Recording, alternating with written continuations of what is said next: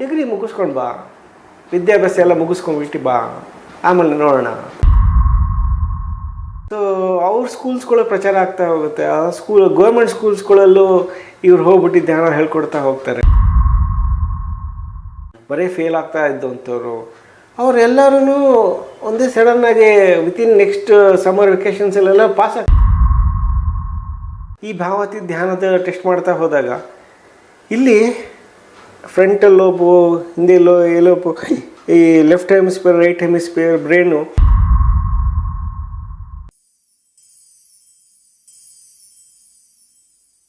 ಇಲ್ಲಿ ತನಕ ಒಂದು ಒಳ್ಳೊಳ್ಳೆ ವಿಚಾರನ ನಮಗೆ ಕೊಡ್ತಾ ಬರ್ತಾ ಇದ್ದೀರ ತಾವು.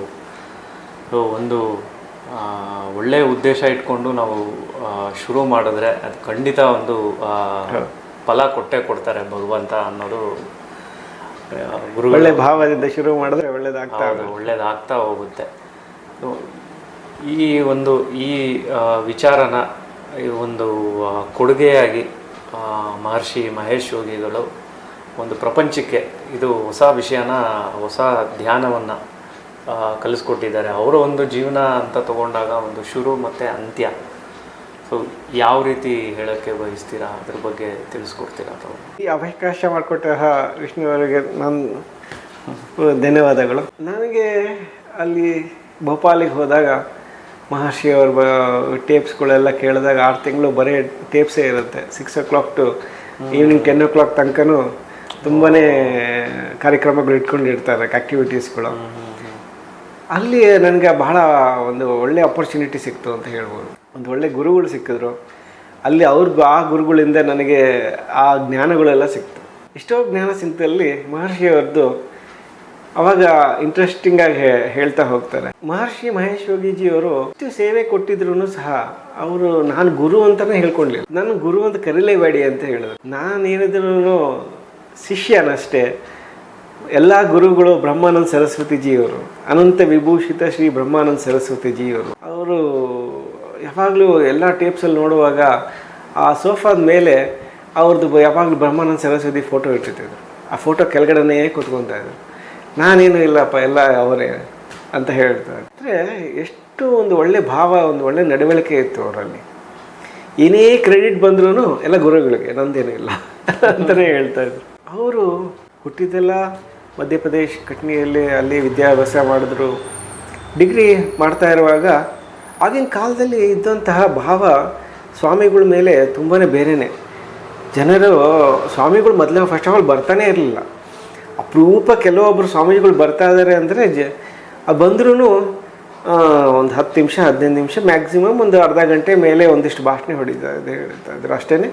ಅದು ಬಿಟ್ಟು ಜಾಸ್ತಿನೂ ಮಾತಾಡ್ತಾ ಇರಲಿಲ್ಲ ಸ್ವಾಮೀಜಿಗಳು. ಆಮೇಲೆ ಬಂದು ಹೋಗ್ಬಿಡ್ತಿದ್ರು.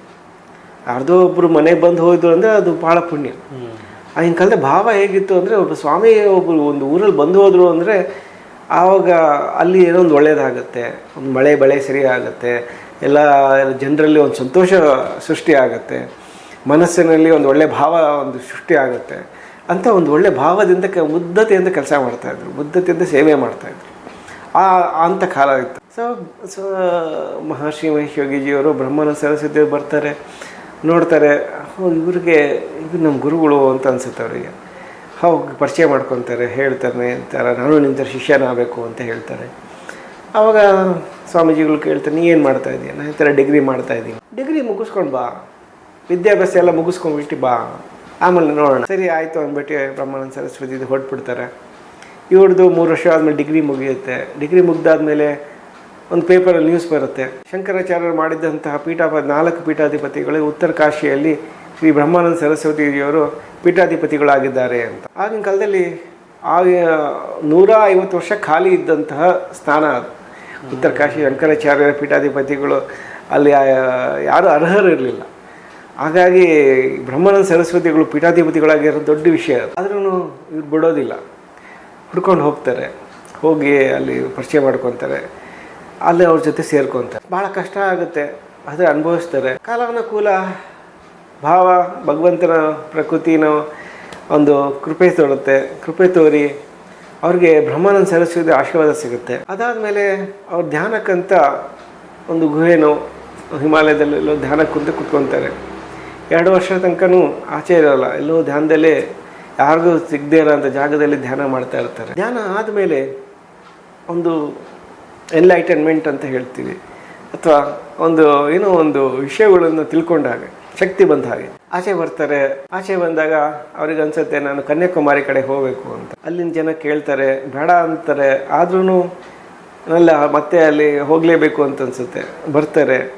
ಇಲ್ಲಿಂದ ಶುರು ಆಗಿದ್ದಂತಹ ಅವ್ರದ್ದು ಫಸ್ಟ್ ಕಾರ್ಯಕ್ರಮ ಧ್ಯಾನ ಹೇಳ್ಕೊಡು ಅಂತ. ಹಾಗೆ ಹೋಗ್ತಾರೆ ಮೇಲೆ. ಮತ್ತೆ ಕಾಶಿ ಆ ಕಡೆ ಎಲ್ಲ ಹೋದಾಗ ಅಲ್ಲಿ ಫಾರಿನರ್ಸ್ ಎಲ್ಲ ಬಂದ್ಬಿಟ್ಟಿರ್ತಾರೆ.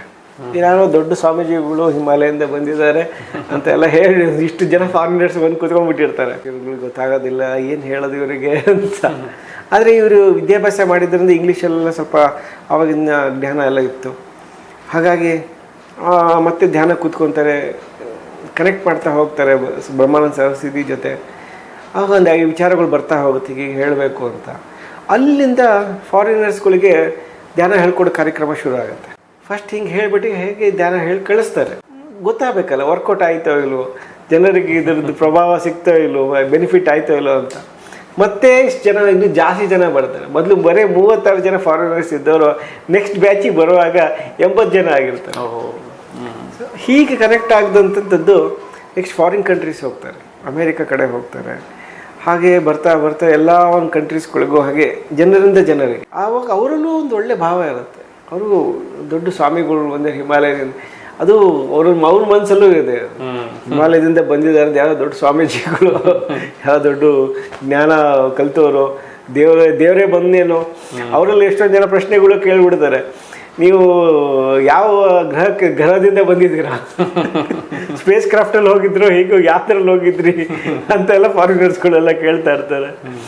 ಅವರು ಆದ್ರೂ ಹಾಗೆ ಹೇಗೆ ಮ್ಯಾನೇಜ್ ಮಾಡ್ಕೊತ ಮತ್ತೆ ವಾಪಸ್ಸು ಧ್ಯಾನದ ಕಡೆ ಕರ್ಕೊಂಡು ಬರ್ತಾ ಇರ್ತಾರೆ. ಹೀಗೆ ಎಷ್ಟೋ ಸಾವಿರ ಜನ, ಅದೇನೋ ಗೊತ್ತಿಲ್ಲ, ಜನ ಅವರು ಮಹರ್ಷಿಗಳು ಎಲ್ಲೆಲ್ಲಿ ಹೋಗ್ತಾ ಇದ್ರು, ಮಹರ್ಷಿ ಮಹೇಶ್ ಯೋಗಿಗಳು, ಜನ ಹಾಗೇ ಕನೆಕ್ಟ್ ಆಗಿಬಿಡ್ತಿದ್ರು. ಏನು ಅದು ಭಾವ ಆ ಥರ ಇತ್ತು, ಅವ್ರದ್ದು ನೇಚರ್ ಸಪೋರ್ಟ್ ಆ ಥರ ಇತ್ತು ಅವ್ರದ್ದು. ಜನ ತುಂಬ ಸೇರ್ಕೊಂಡ್ಬಿಡ್ತಿದ್ರು. ನಾವು ಇಷ್ಟು ಬರ್ತಾರೆ, ಆವಾಗಿನ ಕಾಲ ಅವ್ರು ಇವಾಗೂ ಅವ್ರು ಬಂದ ಅಂದರೆ ಇಷ್ಟು ಜನ ಹಂಗೆ ಸೇರ್ಕೊಂಡ್ಬಿಡ್ತಾರೆ. ಎಲ್ಲಿಂದ ಬರ್ತಾರೇನೋ ಗೊತ್ತಿಲ್ಲ. ಆ ಭಾವ ಹಂಗೆ ಭಗವಂತ ಎಲ್ಲ ಕನೆಕ್ಟ್ ಮಾಡಿ ಕರೆಸ್ಬಿಡ್ತಾನೆ. ಹಾಗೆ ಕನೆಕ್ಟ್ ಆಗ್ತಾ ಇದು ದೊಡ್ಡದಾಗಿ ಬೆಳೀತಾ ಹೋಗುತ್ತೆ. ಆವಾಗ ಅವ್ರಿಗೆ ಅನಿಸುತ್ತೆ ಇದು ಬರೀ ಸೈಂಟಿಫಿಕ್ಕಾಗಿ ಹೇಳಬೇಕು ಇದನ್ನು ಅಂತ. ಆವಾಗ ಯಾರೋ ಒಬ್ಬ ಧ್ಯಾನ ಕಲೆಗೆ ಬಂದವರು, ನಾವು ಸೈಂಟಿಫಿಕ್ ರಿಸರ್ಚಿಂದ ಬಂದಿದ್ದೀವಿ, ಇಲ್ಲಿ ಯಾಕೋ ಇಷ್ಟು ಜನ ಸೇರ್ತಾ ಇದ್ದಾರೆ ಅಂತ ಗೊತ್ತಾಯಿತು, ನಾವು ಇದ್ರ ಬಗ್ಗೆ ರಿಸರ್ಚ್ ಮಾಡಬೇಕು ಅಂತ. ನನಗೂ ಅದೇ ಬೇಕಾಗಿತ್ತು, ಯಾವಾಗಿಂದ ಶುರು ಮಾಡ್ತೀರಾ ಅಂತ ಕೇಳ್ತಾರೆ. ಹಾಗೆ ಸೈಂಟಿಸ್ಟ್ ಬರ್ತಾರೆ, ಅವರು ರಿಸರ್ಚ್ ಮಾಡ್ತೀನಿ ಅಂತಾರೆ, ಮಾಡಿ ಅಂತ ಹೇಳ್ತಾರೆ. ಸೊ ಕಂಪ್ಯೂಟರ್ಸ್ ಎಲ್ಲ ತೊಗೊಂಬರ್ತಾರೆ, ಒಂದು ರಿಸರ್ಚ್ ಇನ್ಸ್ಟಿಟ್ಯೂಟೇ ಶುರು ಮಾಡ್ತಾರೆ. ಎಲ್ಲ ಇಲ್ಲಿ ENC ಅದು ಸ್ಕ್ಯಾನ್ ಮಾಡುತ್ತೆ ಮೈಂಡೆಲ್ಲ, ಧ್ಯಾನ ಮಾಡುವಾಗ ಏನಾಗುತ್ತೆ ಅಂತ.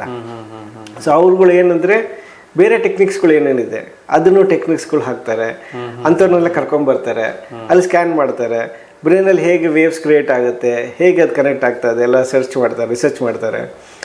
ಸೊ ಆವಾಗ ನೋಡಿದಾಗ ಅವರು ಎಷ್ಟೋ ಕೊಂದು ಜನ ಬೇರೆ ಟೆಕ್ನಿಕ್ಸ್ಗಳು, ಬೇರೆ ಆರ್ಗನೈಸೇಷನ್ಸ್ಗಳು, ಬೇರೆ ಸಾಧುಗಳು, ಅವರು ಇವ್ರನ್ನೆಲ್ಲ ಟೆಸ್ಟ್ ಮಾಡಿದಾಗ, ಈ ಭಾವತಿ ಧ್ಯಾನದ ಟೆಸ್ಟ್ ಮಾಡ್ತಾ ಹೋದಾಗ ಇಲ್ಲಿ ಫ್ರಂಟಲ್ ಲೋಬು, ಹಿಂದೆ ಲೋಬು, ಈ left hemisphere, right hemisphere, brain ಇದೆಲ್ಲ ಫುಲ್ ಕನೆಕ್ಟ್ ಆಗಿ ಎಲ್ಲನೂ ಆಟೋಮೆಟಿಕ್ಕಾಗಿ ಒಟ್ಟಿಗೆ ಕನೆಕ್ಟ್ ಆಗಿ ಜಾಸ್ತಿ ಹೊತ್ತು ಇರಬೇಕಂದ್ರೆ ಅದು ಭಾಳ ಎನರ್ಜಿ ತೊಗೊಳೋದು. ಸೊ ಅಂಥದ್ದು ಬೇರೆ ಟೆಕ್ನಿಕ್ಸಲ್ಲಿ ಭಾಳ ಟೈಮ್ ತೊಗೊಂಡಿತ್ತು.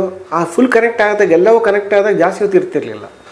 ಇದು ಕನೆಕ್ಟ್ ಆಗಿ ಇದು ಧ್ಯಾನ ಮಾಡ್ತಾ ಹೋದಾಗ ಭಾಳ ಬೇಗವಾಗಿ ಎಲ್ಲ ಕಡೆಗೂ ಕನೆಕ್ಟ್ ಆಗಿ ಬ್ರೈನು ಹೈ ಎನರ್ಜಿ ಅದನ್ನು ಜಾಸ್ತಿ ಹೊತ್ತು ಹಿಡ್ಕೊಳ್ಳುತ್ತೆ, ಅದು ಆಗುತ್ತೆ. ಸೊ ಅದನ್ನು ಸೈಂಟಿಫಿಕ್ಕಾಗಿ ಅವರು ಹೇಳ್ತಾ ಹೋಗ್ತಾರೆ.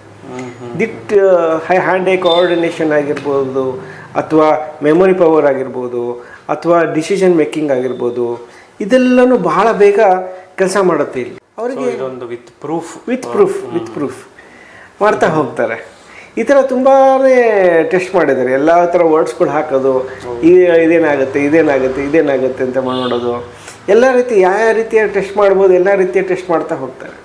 ಅದರಲ್ಲಿ ಎಷ್ಟೋ ಜನ ಇಲ್ಲಿಂದ ನಮ್ಮ ಇಂಡಿಯನ್ ರಿಸರ್ಚ್ ಇನ್ಸ್ಟಿಟ್ಯೂಟ್ಸ್ಗಳಿಂದ ಎಲ್ಲ ದೊಡ್ಡ ದೊಡ್ಡ ಆಕ್ಸ್ಫರ್ಡು ಕೇಂಬ್ರಿಡ್ಜು ಅವರು ಇವ್ರ ಕಡೆಯಿಂದನೂ ಎಲ್ಲ ರಿಸರ್ಚ್ ಮಾಡೋ ಸ್ಟೂಡೆಂಟ್ಸ್ಗಳು ಪ್ರೊಫೆಸರ್ಸ್ಗಳು ಎಲ್ಲರ ಕಡೆಯಿಂದ ಹೋಗ್ತಾ ಇರ್ತಾರೆ. ಸೊ ಅದೆಲ್ಲ ನಡೀತಾ ಇರುತ್ತೆ. ಆಗ ಒಂದು ವಿಶೇಷವಾಗಿ ಈ ಧ್ಯಾನ ಹೇಗೆ ಅದು ಕೆಲಸ ಮಾಡುತ್ತೆ ಅನ್ನೋ ಒಂದು ಕ್ಯೂರಿಯಾಸಿಟಿ ಜನರಲ್ಲಿ ಶುರು ಆಗುತ್ತೆ.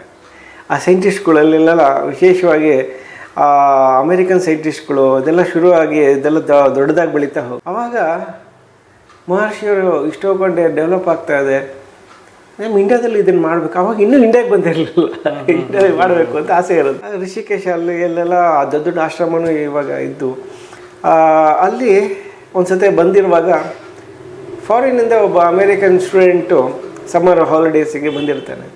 ಹಿಂಗೆ ಹಿಮಾಲಯ ಸಾಧುಗಳು ಇರ್ತಾರೆ ನೋಡೋಣ ಅಂತ. ಸೊ ಬುದ್ಧಿಸ್ಟು ಇಲ್ಲೊಂದು ಇಲ್ಲ ಮಂಕು ಈ ಮಂಕು ಈ ಕಡೆ ಆ ಸಂಸ್ಥೆ ಈ ಸಂಸ್ಥೆ ಎಲ್ಲ ನೋಡ್ಕೊತ ಬರ್ತಾ ಇರ್ತಾರೆ. ಒಬ್ಬನಿಗೆ ಹಾಗೆ ಕೇಳಿದಾಗ ಇಲ್ಲ ಇಲ್ಲಿ ಇನ್ನೊಬ್ಬರು ಇದ್ದಾರೆ ಮಹರ್ಷಿಯವರು ಅಂತ ಇದ್ದಾರೆ, ಮಹೇಶ್ ಯೋಗಿಯವರು ಅಂತ ಟ್ರಾನ್ಸ್ಲೇಟ್ ಅಲ್ಲೂ ಹೋಗಿ ಕಳಿಸ್ತಾರೆ. ಅಲ್ಲೂ ಹೋಗಿ ಬರ್ತಾನೆ, ಅಲ್ಲೂ ಧ್ಯಾನ ಕಲಿತಾನೆ. ಅವನಿಗೆ ತುಂಬಾ ಖುಷಿ ಅನಿಸ್ಬಿಡುತ್ತೆ. ಇದ್ರಲ್ಲಿ ಈ ಧ್ಯಾನದಲ್ಲಿ ಏನೋ ಒಂದು ವಿಶೇಷ ಇದೆ. ಆವಾಗ ಇಲ್ಲಿ ಕಲಿಬೇಕು, ನಿಮ್ಮ ಜೊತೆ ಸೇರ್ಕೊಬೇಕು ಅಂತ ಹೇಳ್ತಾರೆ. ಆವಾಗ ಮಹರ್ಷಿಜಿಯವರು ಇಲ್ಲ ನೀ ಏನು ಮಾಡ್ತಾ ಇದೀಯಾ, ಇಲ್ಲ ನಾನು ಸ್ಟೂಡೆಂಟು ಅಮೇರಿಕಾದಲ್ಲಿ, ನೆಕ್ಸ್ಟ್ ಸಮ್ಮರ್ ವೆಕೇಷನ್ಗೆ ಬರೋವಂತೆ, ಇಲ್ಲ ಅಂದರೆ ಕೆಲಸ ಮಾಡು, ನೀನೇ ಅಲ್ಲಿ ಆರ್ಗನೈಸ್ ಮಾಡು ನಿಮ್ಮ ಸ್ಕೂಲಲ್ಲಿ, ಆ ಥರ ನಾವೇ ಎಲ್ಲ ಬಂದು ಹೇಳ್ಕೊಡ್ತೀವಿ ಅಂತ ಹೇಳ್ತಾರೆ. ಅಂದರೆ ಮಹರ್ಷಿಯವ್ರದ್ದು ಒಂದು ಆಸೆ ಇತ್ತು ಸ್ಕೂಲ್ ಶುರು ಮಾಡಬೇಕು ಅಂತ. ಅದು ಆಸೆನೇ ಈಡೇರ್ತಾ ಹೋಗುತ್ತೆ. ಸೊ ಅವ್ರ ಸ್ಕೂಲ್ಸ್ಗಳು ಪ್ರಚಾರ ಆಗ್ತಾ ಹೋಗುತ್ತೆ. ಆ ಗೌರ್ಮೆಂಟ್ ಸ್ಕೂಲ್ಸ್ಗಳಲ್ಲೂ ಇವ್ರು ಹೋಗ್ಬಿಟ್ಟು ಧ್ಯಾನ ಹೇಳ್ಕೊಡ್ತಾ ಹೋಗ್ತಾರೆ. ಆವಾಗ ಅಲ್ಲಿನ ಸ್ಟೂಡೆಂಟ್ಸಿನ ಸೈಂಟಿಫಿಕ್ ರೆಕಾರ್ಡ್ ಹಿಡ್ಕೊತ ಹೋಗ್ತಾರೆ. ಎಷ್ಟೋ ಜನ ಬ್ಯಾಡ್ ಬಿಹೇವಿಯರ್ಸ್ ಇದ್ದವರು, ವೆರಿ ವರ್ಸ್ಟ್ ಬಿಹೇವಿಯರ್ಸ್ ಇದ್ದವರು, ಬರೀ ಫೇಲ್ ಆಗ್ತಾ ಇದ್ದಂಥವ್ರು, ಅವರೆಲ್ಲರೂ ಒಂದೇ ಸಡನ್ನಾಗಿ ವಿತಿನ್ ನೆಕ್ಸ್ಟ್ ಸಮ್ಮರ್ ವೆಕೇಷನ್ಸಲ್ಲೆಲ್ಲ ಪಾಸ್ ಆಗ್ತಾ ಹೋಗ್ತಾರೆ. ಪಾಸ್ ಆಗೋದಷ್ಟೇ ಎಲ್ಲ ಬ್ಯಾಡ್ ಬಿಹೇವಿಯರ್ಸ್ ಎಲ್ಲನೂ ಕಮ್ಮಿ ಆಗ್ತಾ ಹೋಗುತ್ತೆ. ಒಂದು ಒಳ್ಳೆ ಗುಡ್ ಬಿಹೇವಿಯರ್ ಬರ್ತಾವೆ. ಇವರು ರ್ಯಾಂಕ್ ಸ್ಟೂಡೆಂಟ್ಸಿಗೆ ಹೇಳ್ಕೊಟ್ಟೇ ಇಲ್ಲ. ಓನ್ಲಿ ಯಾರು ವರ್ಸ್ಟ್ ಸ್ಟೂಡೆಂಟ್ಸ್ ಇದ್ದರು, ಯಾರೋ ಆ್ಯಾವರೇಜ್ ಸ್ಟೂಡೆಂಟ್ಸ್ ಇದ್ದರು ಅಂಥವ್ರು ಎಷ್ಟೇ ಹೇಳ್ಕೊಟ್ಟಿದ್ದು. ಅದು ಚೇಂಜಸ್ ಆಗುತ್ತೆ. ಈ ರೀತಿಯಾಗಿ ಚೇಂಜಸ್ ಆಗಿದ್ದನ್ನು ಅವರು ಎಲ್ಲ ಕಡೆ ಪ್ರಚಾರ ಮಾಡ್ತಾ ಹೋಗ್ತಾರೆ.